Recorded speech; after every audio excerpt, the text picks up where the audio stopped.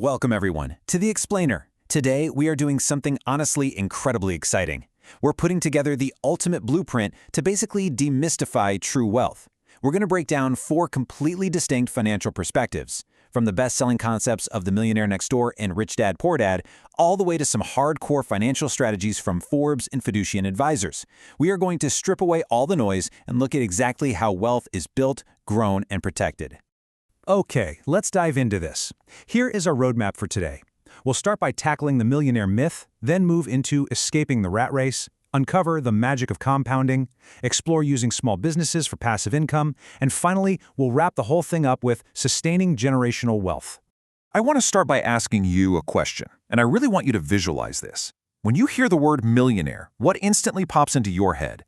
Is it someone driving a brand new European sports car, wearing a flashy luxury watch, and living in some massive gated mega mansion? I mean, that's what society and the media tell us wealth looks like, right? So it really begs the question, where are the millionaires who actually look like millionaires? Well, prepare for a bit of a jarring reality check. As the authors of The Millionaire Next Door perfectly point out, true millionaires usually don't look the part. The data actually shows that the average millionaire is way more likely to drive a standard used car than a flashy new one. They budget meticulously, they might rock $40 shoes instead of $500 designer ones, and they live right in standard, middle-class neighborhoods. Which brings us nicely to Section 1, the millionaire myth, and what wealth actually looks like. We have to emphasize the stark contrast here. On one side, you have the high-consumption lifestyle. These are people literally trapped on a treadmill, spending tomorrow's money today just to look rich. Sometimes they have very high income, sure, but they buy depreciating assets just to keep up appearances. Now, on the flip side, the actual wealthy, they find pleasure in nurturing appreciable assets. They control their expenses, and they invest the difference. Now, what's really interesting about this next piece of data is this massive single digit, 7%. When surveying the wealthy, it was discovered that the average millionaire has less than 7% of their total wealth as realized taxable income. Think about that for a second. Their goal isn't to maximize the cash sitting in their checking account. Their goal is to maximize their unrealized wealth. They want assets that grow without generating a heavy tax burden. It takes absolute discipline to live on such a tiny fraction of your actual net worth. All right, moving on to Section 2, escaping the rat race and the mindset of the wealthy. So a huge part of this is understanding the rat race, a concept made incredibly famous by Rich Dad Poor Dad. The trap so many of us fall into is believing that a higher salary is the automatic ticket to freedom. But if you just use that higher salary to consume more stuff and take on more debt, you're literally just running faster on the exact same hamster wheel. True wealth requires a massive mental shift. You have to stop working for money and instead acquire assets so your money finally starts working for you. And that leads us to Section 3, the magic of compounding and making your money work for you. This is where we get into the hardcore mathematics of financial growth, which honestly operates a lot like a giant snowball rolling down a very long hill. To understand this momentum, let's look at a mental shortcut favored by investors called the Rule of 72. It's super simple. You just divide the number 72 by your expected annual return rate. So let's say you're getting a 10% return. 72 divided by 10 is 7.2. That means without adding another dime of your own money, your investment will roughly double in just over 7 years. It's a fantastic, quick way to see the exponential potential of your assets. To really visualize this snowball effect, let's break down a typical 15-year compounding journey using what's known as the 8-4-3 rule. Notice how it's structured. Those first 8 years, that's just laying the foundation. Progress is going to feel slow, almost agonizingly incremental. But then, in the next 4 years, things pick up pace as your earlier gains actually start generating their own returns. Finally, in the last 3 years, boom, you hit rapid expansion.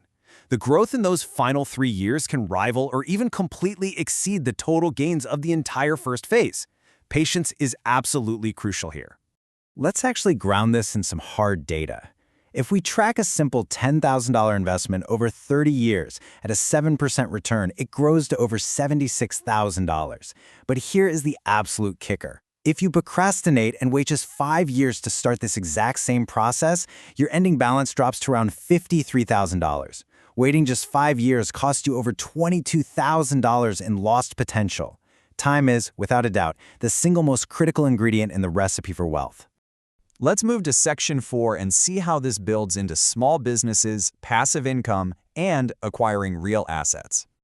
Here's a genuinely fascinating framework straight from Forbes on how to buy profitable small businesses on Main Street and transform them into passive income vehicles. First, you join an investing club to pool your resources and expertise together. Second, you partner with vetted operators who have serious skin in the game. Third, you implement strict processes and automation so the business is self-managed right from day one. You're building an asset, not buying yourself a 60-hour-a-week job. And finally, you set up expert oversight, what they call Overwatch insurance, to audit the business and protect your capital. It's all about scaling wealth through a team effort. Finally, we hit Section 5, sustaining generational wealth and protecting your capital. Let's talk about external threats first. I want you to think about this massive number, $1 million. This represents the silent, creeping erosion of investment fees. Check this out. If you have a $1 million portfolio and you pay a 0.5% fee instead of a 0.1% fee, that tiny, seemingly harmless 0.4% difference, compounded over 30 years, will cost you over $1 million in lost wealth. It is absolutely vital to stay hyper-vigilant about low-cost index funds and minimizing those hidden fees eating away at your snowball. But honestly, the biggest threat to generational wealth usually comes from within. The authors of The Millionaire Next Door call it economic outpatient care, or EOC. Now, the idea of a plant sprouting out of money might seem like a beautiful thing, but EOC is actually a huge warning sign. When wealthy parents constantly gift money to their undisciplined children, they aren't helping them grow. Instead, they're subsidizing a lifestyle. They're turning their children into high-volume consumers who lack the drive and discipline to generate their own wealth. It's basically a recipe for financial ruin in the very next generation. So how do we combat EOC? Well, there are a few crucial rules for affluent parents to follow. First, don't reveal how wealthy you actually are to your kids until they're established working professionals. Second, rigorously teach them the art of frugality. Third, never ever use cash to negotiate or manipulate your adult children. And fourth, make absolutely sure they understand that true value in life extends far, far beyond the bank balance. You have to give them the gift of discipline, not just a silver spoon. All right, we've covered the hidden frugality of the millionaire next door, the mindset shift needed to escape the rat race, the undeniable mathematical magic of compounding, the strategic acquisition of small businesses, and the vital rules of preserving it all. So I want to leave you with this final perspective-shifting question. The next time you walk down your local Main Street, how are you going to look at it? Will you just see those shops and cafes as places to spend your hard-earned money? Or, equipped with this new blueprint, will you see them as assets, systems, and real opportunities to build your wealth? Thank you so much for joining me for this explainer. I highly encourage you to keep learning and start looking at the world through the lens of an owner.